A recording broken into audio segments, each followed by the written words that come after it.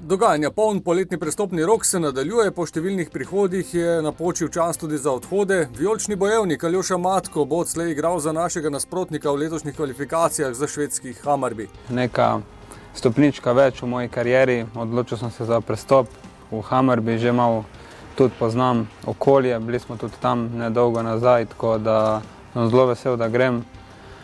Pa sigurno, da sem v Mariboru preživel teh 5 let, veliko lepih spominov, tudi, kot rečeno, sem preživel svoje otroštvo, ta najstniška leta.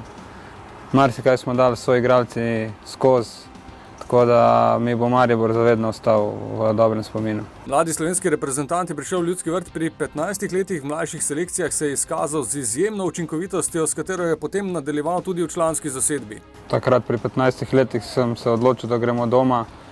Sem se nekako odločil, da hočem postati nogometaš. Zbral sem Maribor, tudi se moj razvoj, vsako leto sem se razvijal v boljšega igralca.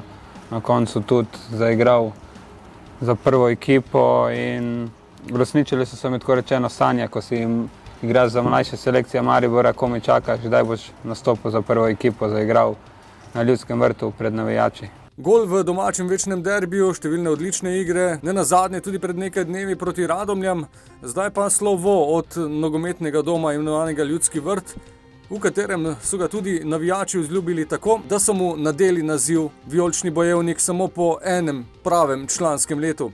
Po moje, ko postaneš vijolični bojevnik, je neka nagrada, ki jo res imaš jo zraven nekako, kamkoli greš še skozi, ko se vrneš, veš, da si bil nek vijolični bojevnik, da te to mesto rado je videlo v tebi neki, da davaš tem klubu vse, tako da sem zelo vesel na temo. Aljoša Matko, hvala lepa za vse lepe trenutke, za vse gole, za vse tekme in veliko sreče na nadaljnji poti.